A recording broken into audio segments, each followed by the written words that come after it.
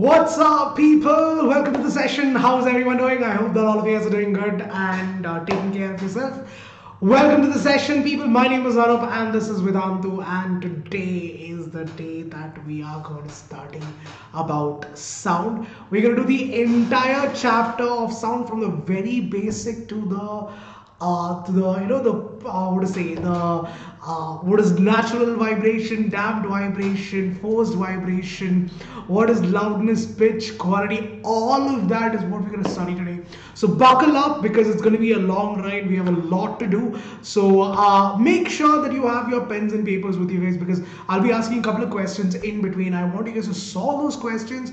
There'll be a couple of problems, not too many problems per se, because you don't have much what to say problems coming from this chapter, but there's a lot of theory that you need to understand from this chapter. So make sure that you take your pens and paper, note down everything that is important, all the formula that you need to remember, and also try to solve some questions with me, right? So without wasting any more of our available time, let's begin one shot of sound without wasting any time, people.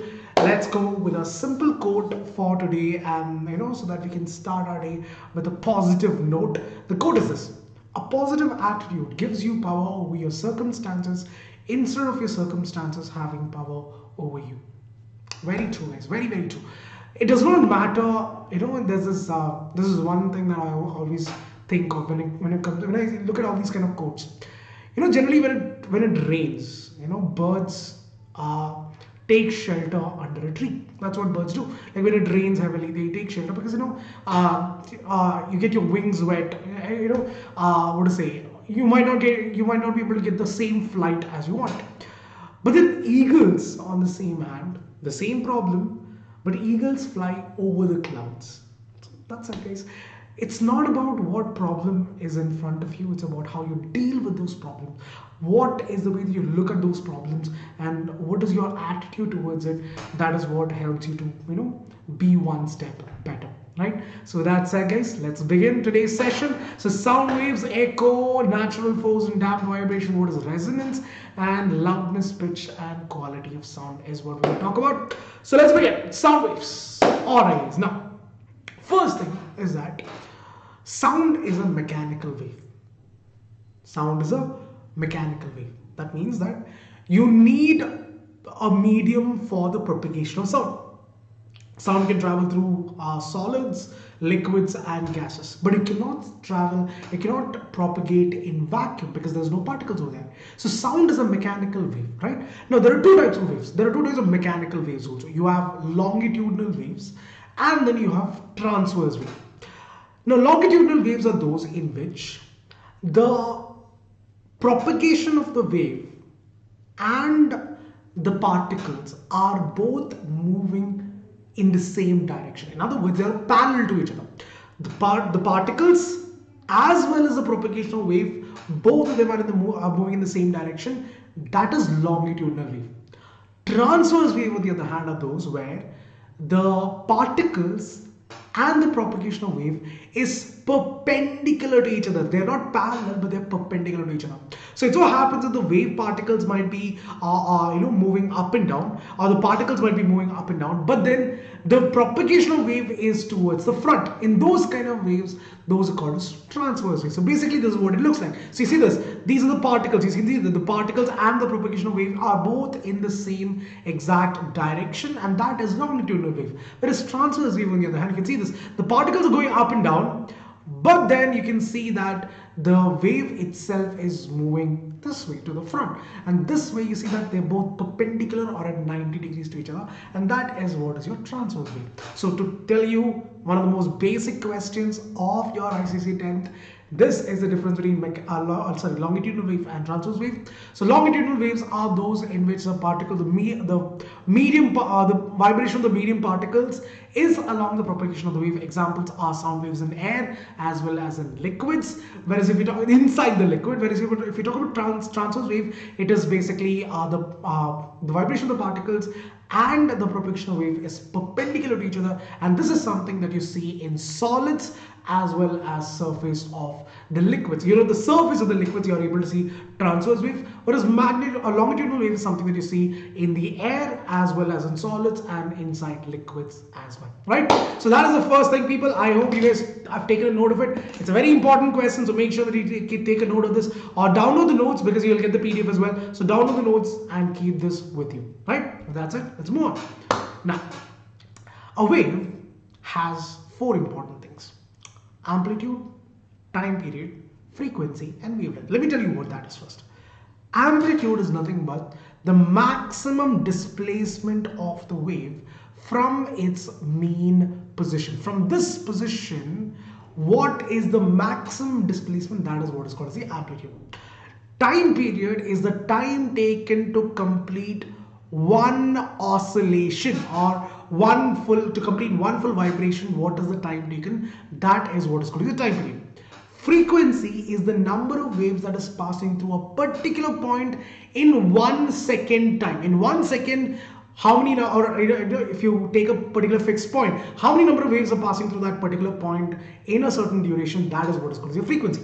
Wavelength is nothing but the distance between two consecutive crests or two consecutive troughs. This is what is called as your wavelength, which is represented by the Greek letter lambda, right? So these are the four things that are listed. Now, this formula that I'm going to talk about is very important. So make sure that you note this down in your notebooks.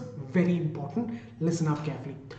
The relationship between frequency, the wavelength, and the velocity of sound or the speed of sound in a particular medium is given by the velocity of sound or the speed of sound is equal to the frequency of the particular wave into the wavelength of that particular wave. So this is the relationship between what? The frequency, the wavelength, and the velocity of the sound, wave velocity and the velocity of the medium, or velocity of sound in that particular medium. So velocity is equal to V is equal to what? F into lambda. And the next relationship is the relationship between frequency and the time period. So if we talk about frequency, guys, frequency is basically inversely proportional to the time period.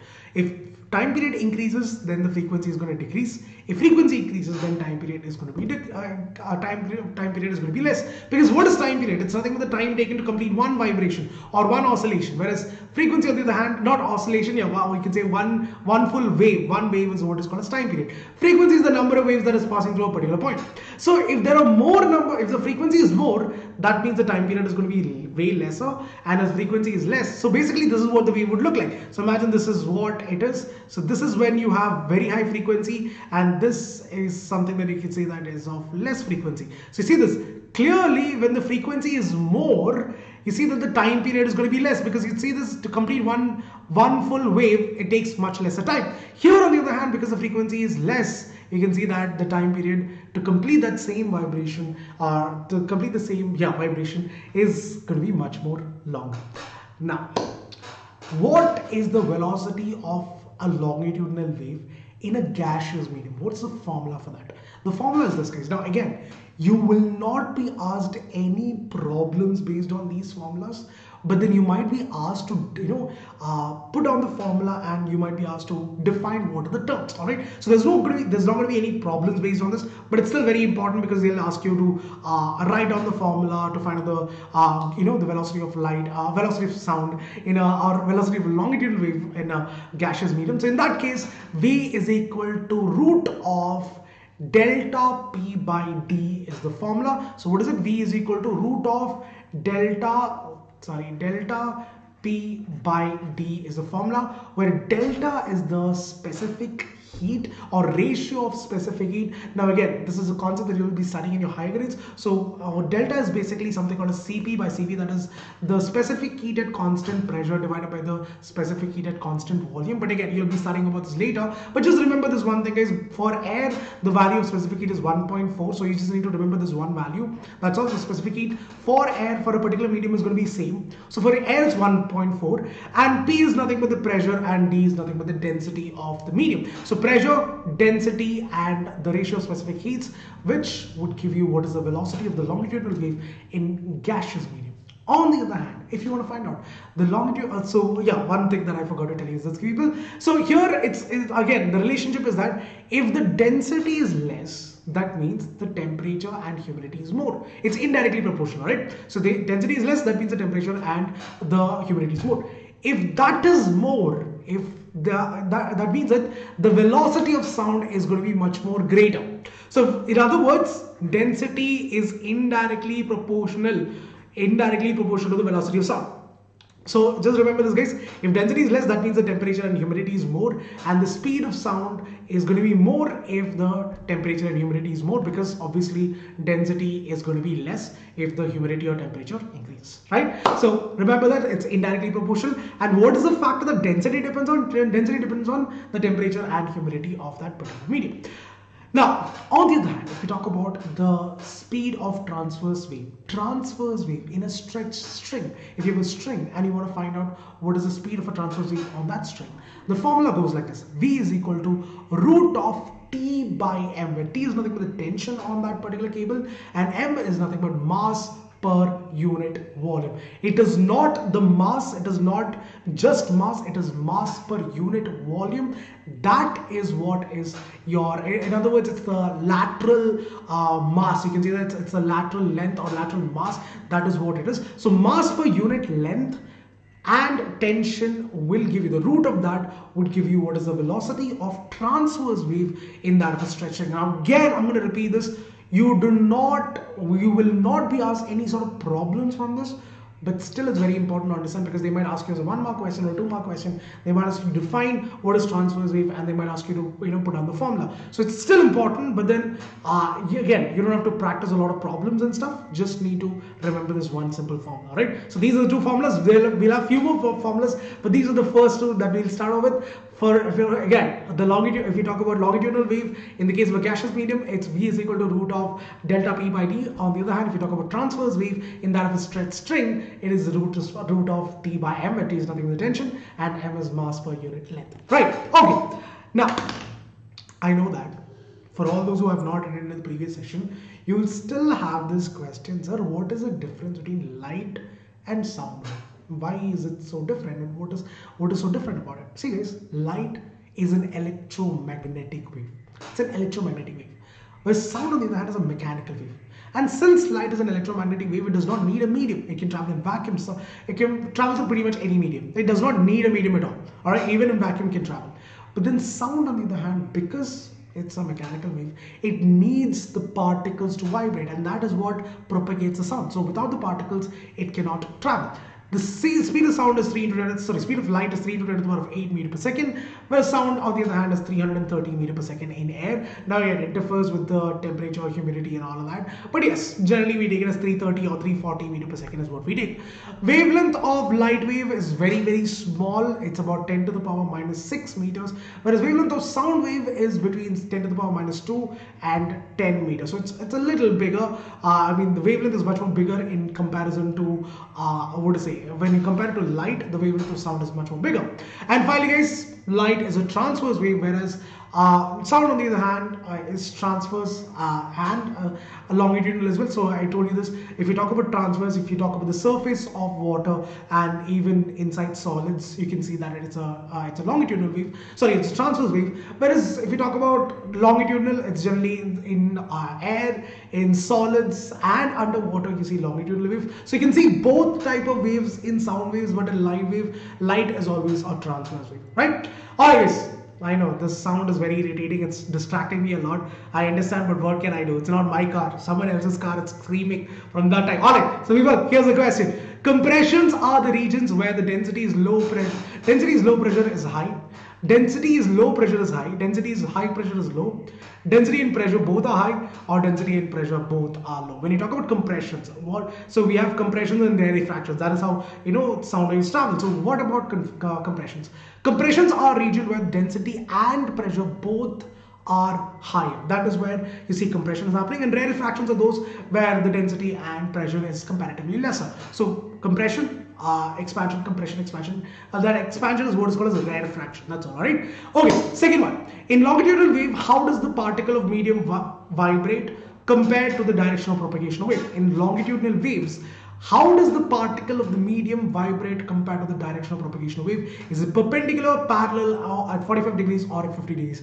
If it's longitudinal, then it's going to be parallel. If it's transverse, then it's going to be perpendicular. So no doubt is the answer is going to be option number B. All right. Okay, now, since we've established few things which is common about both sound and light and few differences as well, let me ask you this question. Can sound reflect? What do you think? Does it? I mean, light reflects, we all know that. But what about sound? Yes.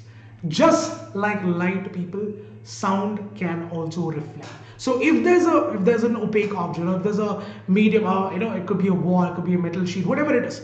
If there is a sound, if there's something blocking the path of sound, it will get reflected back, or reflection of sound wave would definitely happen.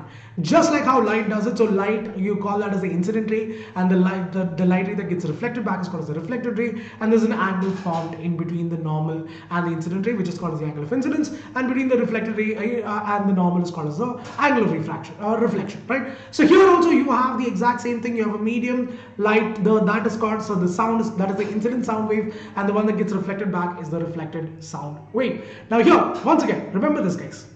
In the case of light, for you to see that reflection, for you to see an image, you need a perfectly smooth, shiny surface.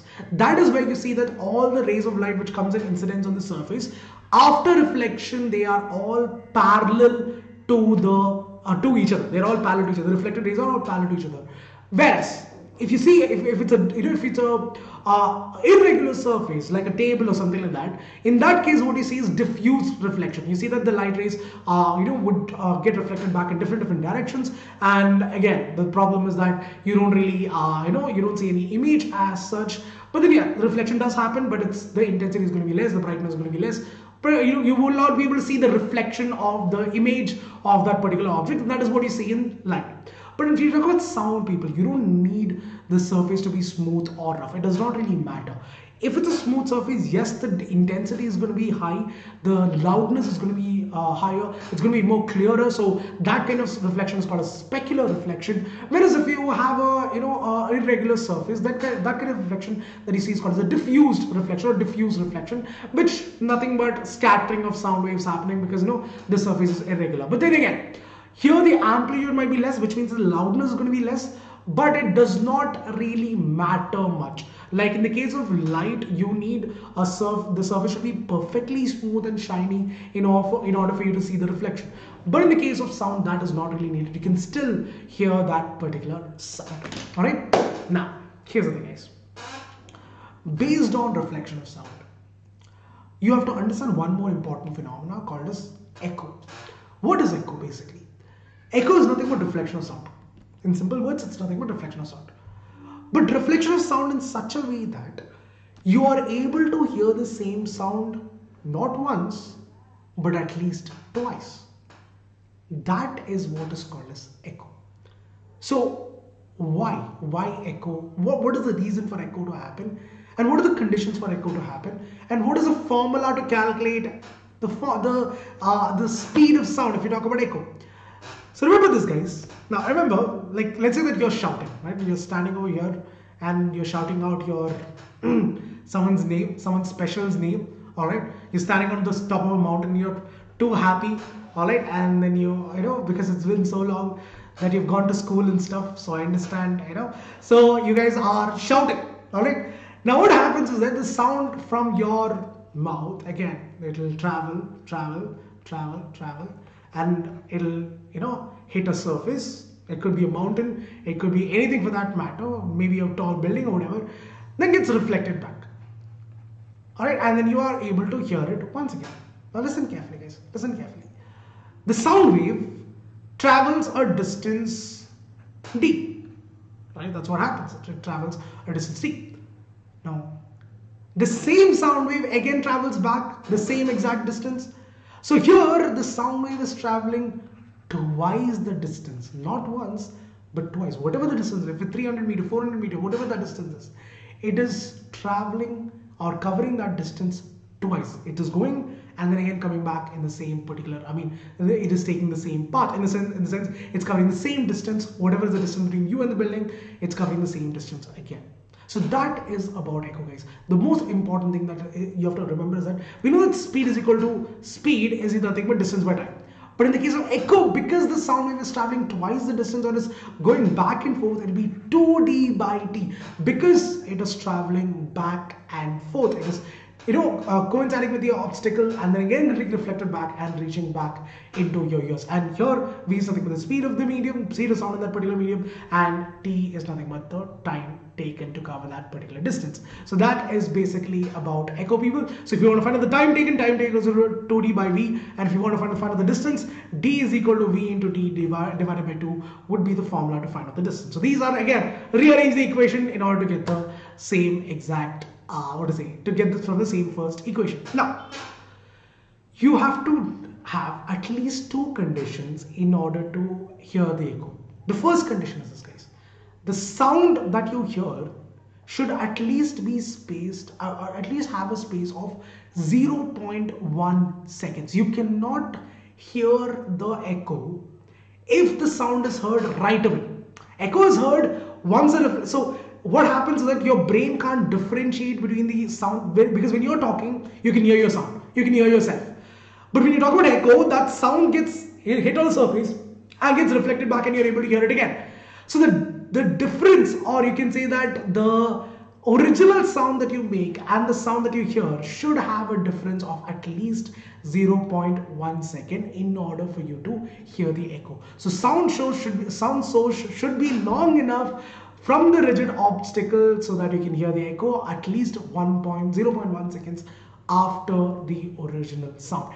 And in order to get that, the minimum distance that you should have is 17 meters. So how do we calculate it? It's very simple. Speed of sound in air is 340 meters per second. So we know that velocity of sound is equal to 2d by t is the formula. So you want to find out the distance. So distance is equal to v into t divided by 2. So v is nothing but 340 divided by 2 into 0.1, which is nothing but 17 meters. So at least 17-meter distance should be there between the person and the obstacle in order for you to hear the sound again, or in order for you to hear the echo, because only if that distance is maintained, only then you'll be able to hear the sound after 0.1 seconds, right? So these are the conditions in order for you to hear the echo. First one is that the minimum distance between the sound source and the obstacle should be 17 meters. The size of the reflector should be much more bigger than the wavelength of sound as well.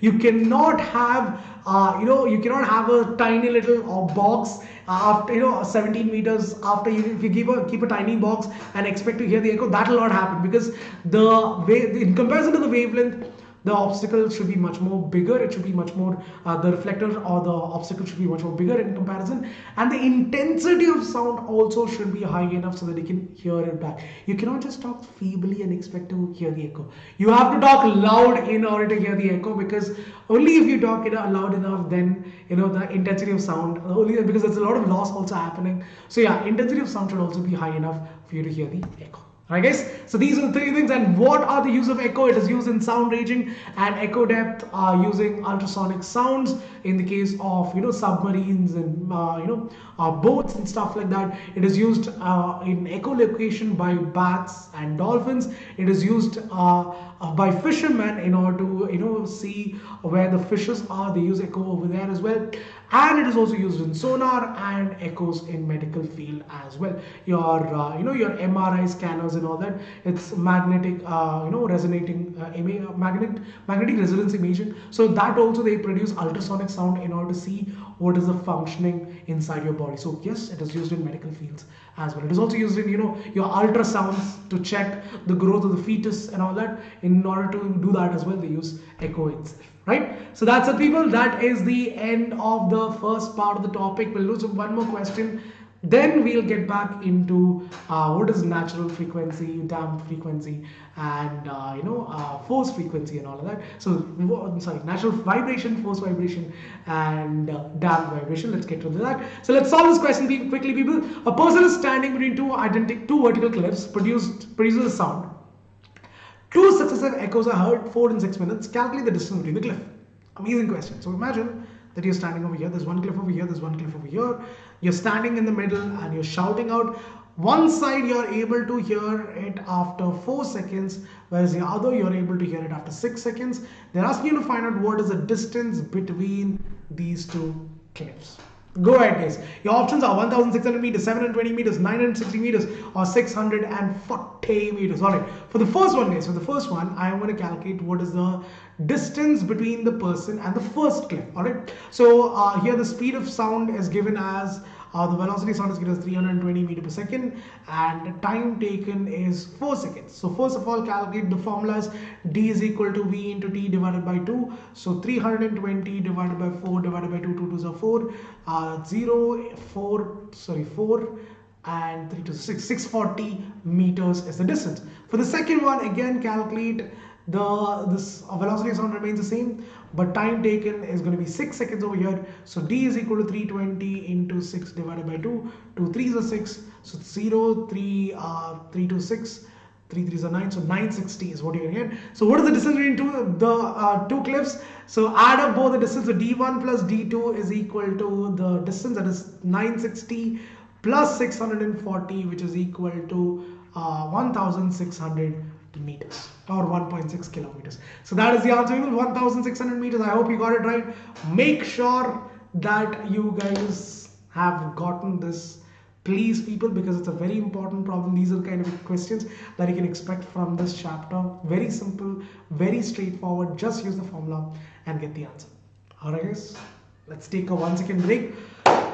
Are you guys enjoying the session? If you are, do not forget to hit the like button. Do not forget to subscribe to the channel. And if you want to attend more such amazing sessions with amazing set of teachers, click on the link that is given in the description as well as in the pinned comment section. If you want to join us, gain 100% knowledge, learn in depth about each and every topic, and score 100% marks as well, link is given in the description. So let me tell you what are the advantages of joining or being a part of Vedantu. Firstly, guys, you do not have any limits on how many number of sessions you take.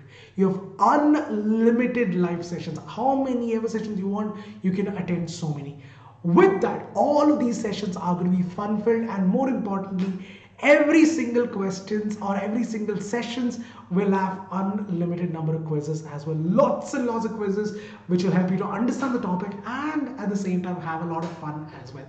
And though these quizzes, guys, will also help you to compete with the rest of the world and see how good you are at a particular chapter. You don't have to go anywhere looking for anything. All of the support will be given over here itself. So with the help of these quizzes, you can actually compete with your with your friends and see how good you are at this particular chapter. And if in case you miss out a session, don't worry, you can again take those quizzes during the replay sessions and also check out the leaderboards as well. So you want to take the quizzes 3 times, 4 times with the same session, same chapter, and make yourself better, go ahead, people. Nobody's going to stop you. You can take the quiz how many of a number of times you want, even while watching the recordings, and still get the leaderboards for those quizzes. With this, people, added to this, you have all the opportunity to download every single premium content of all the session and the handwritten note of every single master teacher, every single session, all the recordings, everything is available to you at your fingertips. What more do you want? Every handwritten note, all the recordings, all the premium content, everything is downloadable, and you can see it how many ever number of times you want.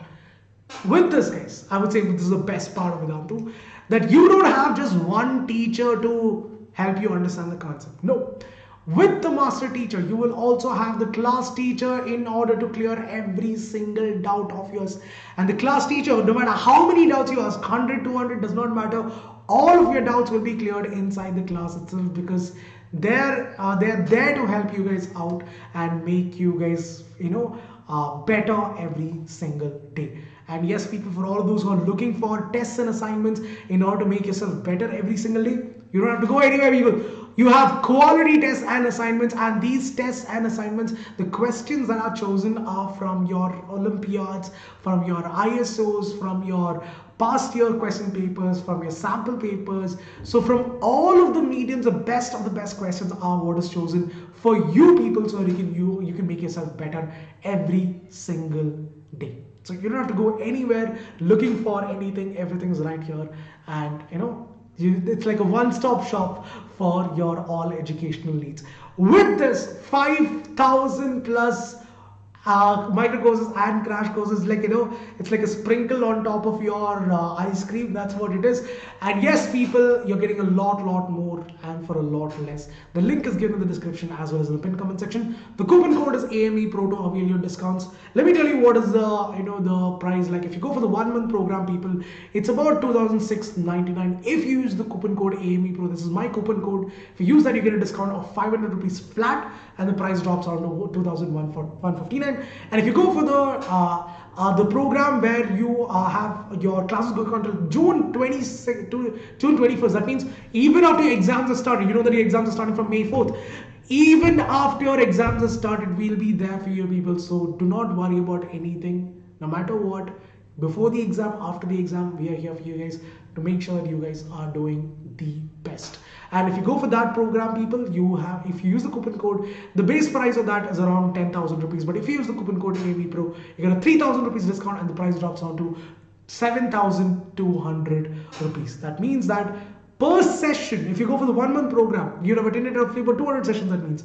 That means you're paying about 11 rupees per session. And if you go for the 4 months program, you're paying about 7.2 rupees per session. The link is given in the description as well as in the pinned comment section, and the price of each and every session, guys, is going to be less than what you pay for a packet of Lays which lasts for 20 rupees, which lasts for 20 minutes at the most, right? So yeah, people, the link is given in the description. AME Pro is the coupon code. Let's check it out. With that said, people, let's get back to the topic. All right, one of the most important topics from this chapter: natural vibration, forced vibration, damped vibration. Now, I explain this very detailedly in the regular sessions. So if you haven't watched it already, go to the Umang series of sound. You'll find everything that is essential. But still, let's go through that. What is natural vibration? Natural vibration of a body is the periodic vibration where, in the absence of an external force, the body continues to vibrate. In other words, if I have a pendulum, right? The pendulum goes to and fro, right? If I do not push it, all right, or let's say that I give an initial push and it starts to go to and fro, that is the natural vibration of that body.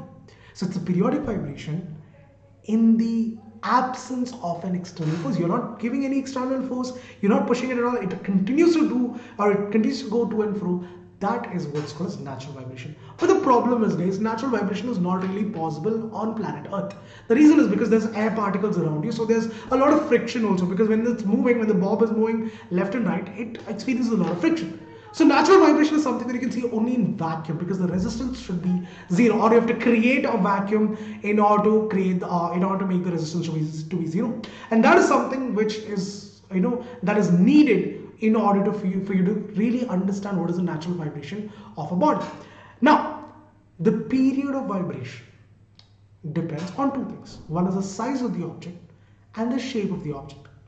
Now, the time period is called as the natural period because that is the time taken for it to complete one vibration. And the frequency is called as the natural frequency of the body. So natural frequency is what? The frequency of a body, again, without the influence of any external force. That is what is called as natural frequency, and the time taken for it to complete the vibration is what is called as natural period. That's it. Examples can be a simple bob that is placed in its mean position. When you take it to the extreme position, it goes to and fro without any external force. That is the natural frequency of that particular body. Now, the formula to calculate natural frequency of a simple pendulum, again, you don't have to solve any questions based on this. There will be no questions asked, but it is still an important formula because they might ask you to just write down the formula, right? So the formula is very simple. It's the frequency of a simple pendulum. F is equal to 1 by 2 pi into root of G by L, where G is nothing but the acceleration to gravity, L is nothing but the length. If the length increases, frequency decreases. If the frequency increases, length, or you can say that the length decreases, then the frequency would increase. So, and it also depends on the acceleration to gravity. It also depends on the, this is how you find out the natural frequency of a body, or natural frequency of a simple pendulum can be found out using this particular formula. If you want to find out the natural frequency of a string, it'll be a little different, because over here, the first part of the formula is the same. F is equal to 1 by 2 pi is the same. But here you don't consider the length or the acceleration to gravity. Rather, you consider the spring constant and the mass of that particular body. The mass of the load is what you consider over here. So what is spring constant? Spring constant is something but which tells you how stiff the spring is. You know that some springs are very very stiff. You can't easily expand it. So that spring constant tells you how stiff the spring is. So that is one more. This is one more formula to find out the natural frequency of a spring. Now, here's the thing, guys. If you take a tuning fork, and hit it on a rubber pad, what will happen is that it'll start to vibrate. It'll start to vibrate with its own natural frequency. The same goes with even a flute also. There's air particles inside the flute, and when you blow it, the air particles will start to vibrate with its own natural frequency. And the formula is, that is, if you want to talk about the relationship between the length of the flute and the frequency, it's quite simple. F is indirectly proportional to L. So if length increases, then the frequency would decrease. The length is what? The length is nothing but the length of the air column, because the longer the longer the pipe, the longer the flute, more amount of air column would also be there. There'll be more air particles trapped in between as well. So yeah, frequency is indirectly proportional to the length of that particular air column. Now, every instrument, no matter which instrument you take, guys, tabla, mridangam, sitar, flute, harmonica, everything will all produce its own natural, they all have its own natural frequency. All right.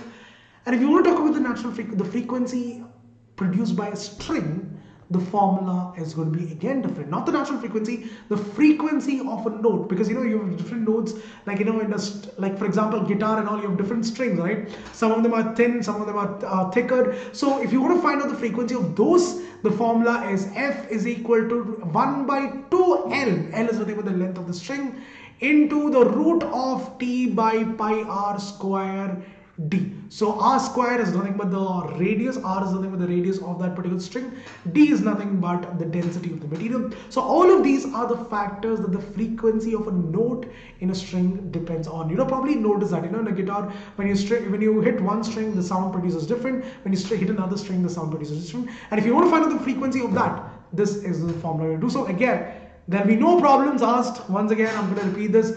No problems would be asked, but yes, you later still remember this formula, because they might ask you to write down the formula for this. All right. So what is the formula? F is equal to 1 by 2L into root of T, which is the tension on the string, divided by pi r square D. This is the formula, right? So what is it, people? And if you talk about natural frequency again, the nature of natural frequency is very simple, guys. The amplitude and the frequency is going to be the same, because in natural frequency there is no external force applied, so it's going to be the same. That is how the nature of the natural frequency is. But then the problem is this, guys. In our everyday life, we don't see natural frequency.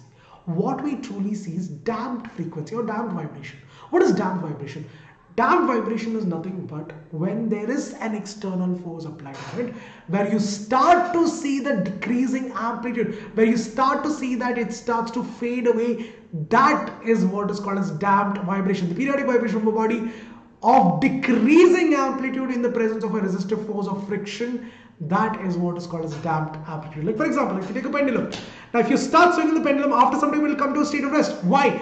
Because of the air particles, there is friction acting on it, and that kind of frequency, that kind of vibration is what is called as damped vibration. So in damped vibration, you have two forces acting.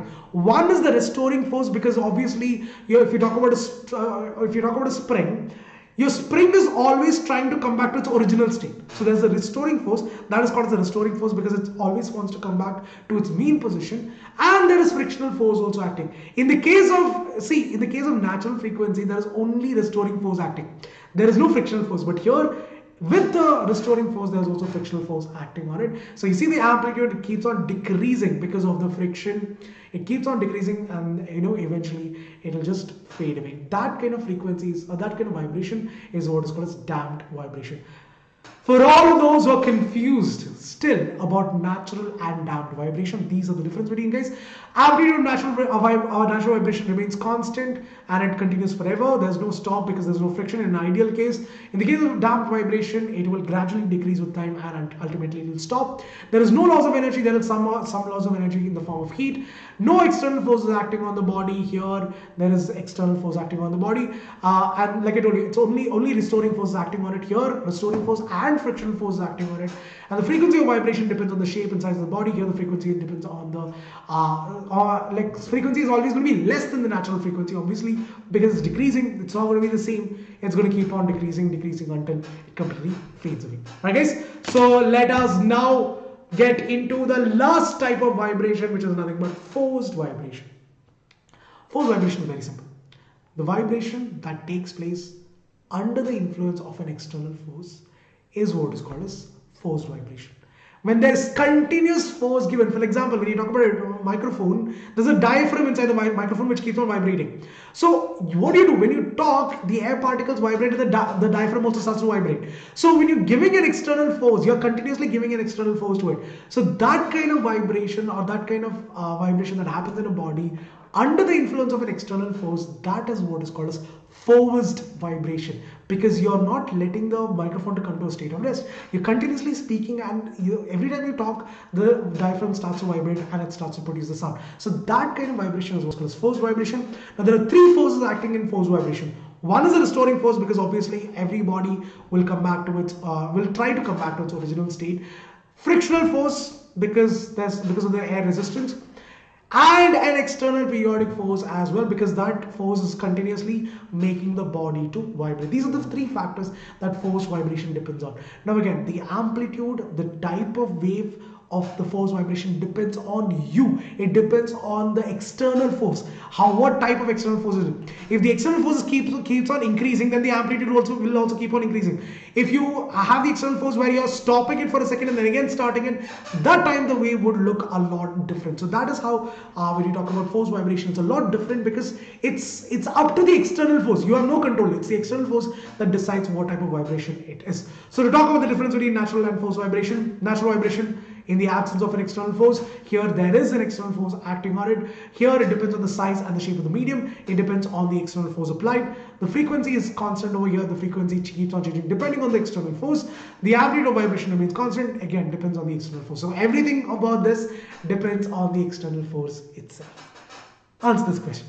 When a body vibrates with its natural frequency, the force acting on it is zero, proportional to its velocity, proportional to its displacement, or a constant force. When a body is vibrating with its natural frequency, the force acting on the body is going to be proportional to the displacement, not the velocity. It's not zero, it's not a constant force also, it's proportional to the displacement. So the natural frequency, obviously when you talk about natural frequency, it will displace according to it, whatever the natural frequency is, whatever the natural frequency of the body is, it will displace according to that itself. So it's going to be proportional to the displacement, nothing else. Next one, in the damped vibrations are with amplitude decreasing with time, amplitude increasing with time, constant amplitude, first decreasing amplitude, then increasing amplitude.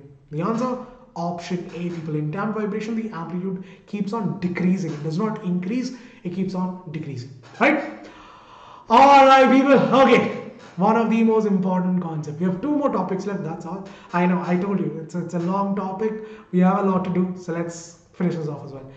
What is resonance? See guys, every body, not everybody, every body, every object has its own natural frequency. Now, when the forced frequency or the forced vibration becomes equal to the natural frequency of the body, once again, listen carefully, when an external force or the forced vibration is equal, or the frequency of the forced vibration becomes equal to the frequency of the body, the natural frequency of the body, what you notice is that suddenly the amplitude of vibration will increase, or it will start to vibrate with a much higher amplitude. That type of frequency or that type of vibration is what is called as resonance. Once again, people, look at this glass. This glass has its own natural frequency. Look at the waves that you see. Those are the sound waves that is coming from let's say there's a speaker. Alright. When the frequency of that forced vibration becomes equal to the frequency of the natural frequency of the glass. Look at the glass carefully. You see that the glass are vibrating. The size, you see the glass, it's vibrating. It starts to vibrate with greater amplitude. That is what is called as a resonance.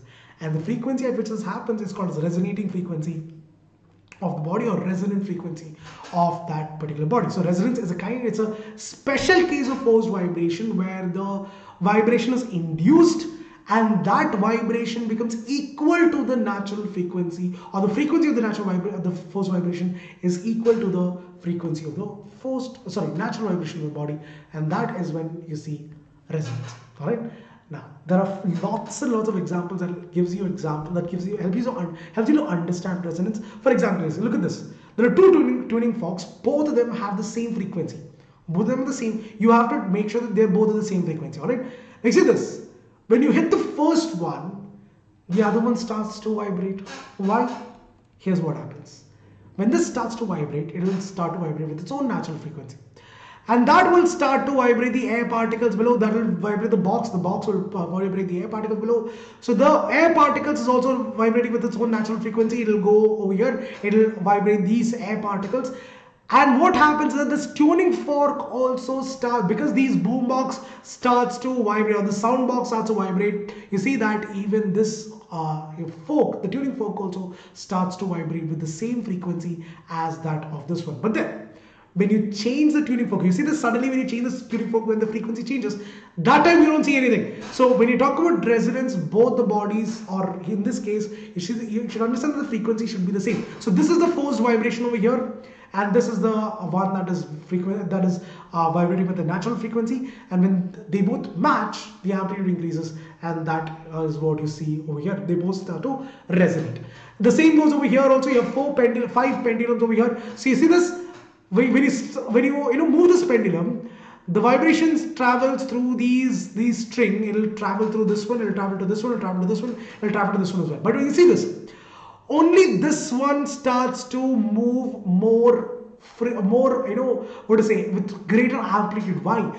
Because the frequency of this one and the frequency, they're both of the same length, and because they're both of the same length, they'll have the same frequency, and you see that they will both start to vibrate at a similar frequency. They both start to vibrate at a similar frequency, and the amplitude of the third one would be much more longer or much more bigger in comparison to all the three. This is also one more example of resonance, right? So this is the forced vibration, this is the one creating the forced vibration, and the natural frequency is the same. So you see that both of them start to vibrate with the same frequency, and the amplitude also increases. So this is one more example, guys. Again, the notes will be given to you, so don't worry about it.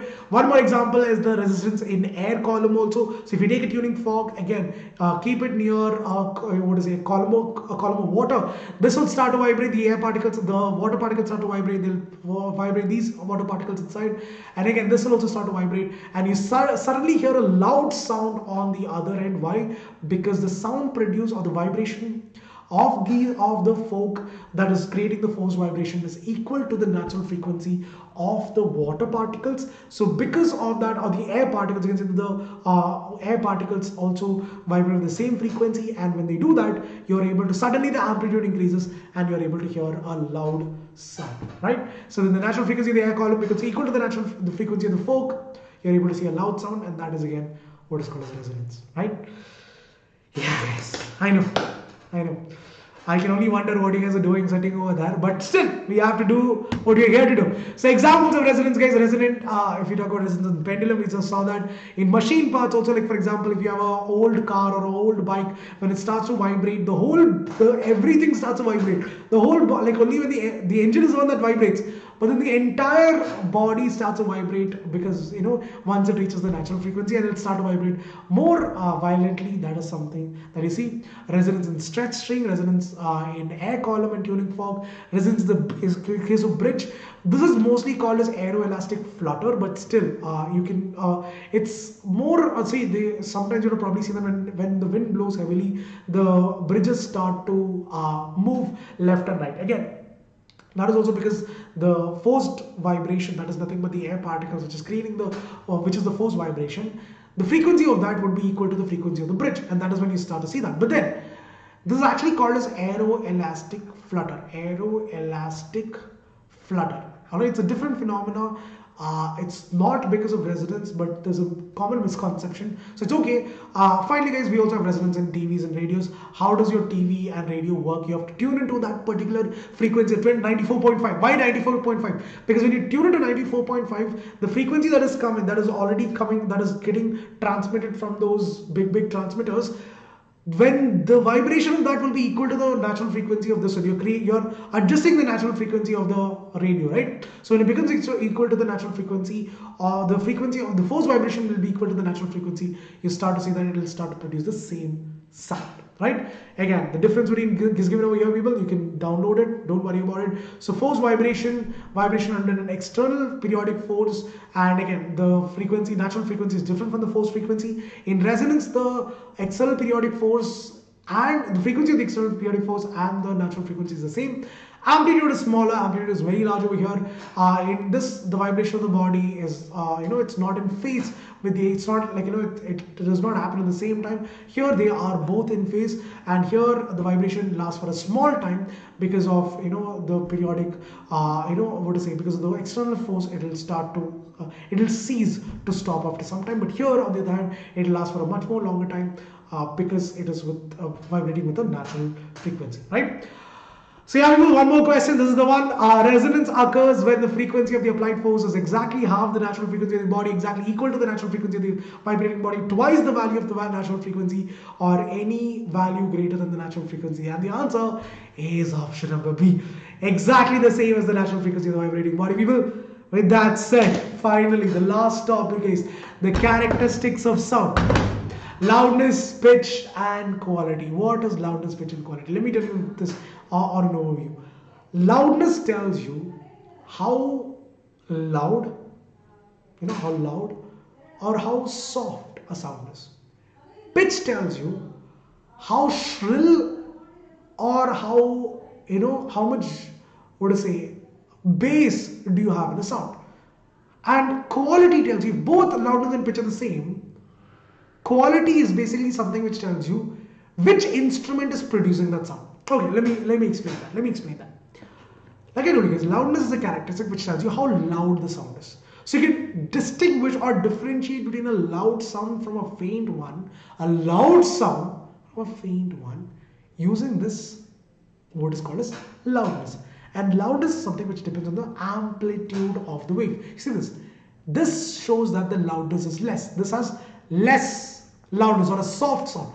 This, on the other hand, is a much more louder sound, because why? The amplitude is more. In fact, if you talk about the relationship, loudness is proportional to the square of the amplitude. So loudness is proportional to the square of the amplitude. So if amplitude increases by a factor of 4, then loudness will increase by a factor of 16. That is what it means.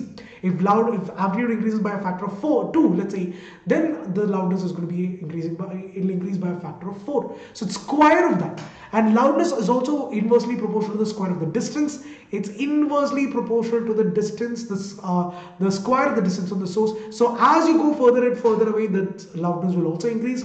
Loudness depends on the surface area as well. That is why you see this you see that a bigger speaker will produce much more louder sound compared to a smaller speaker, because the surface area is more. So air particles that are in contact with the bigger surface will be more, so sound will be much more louder.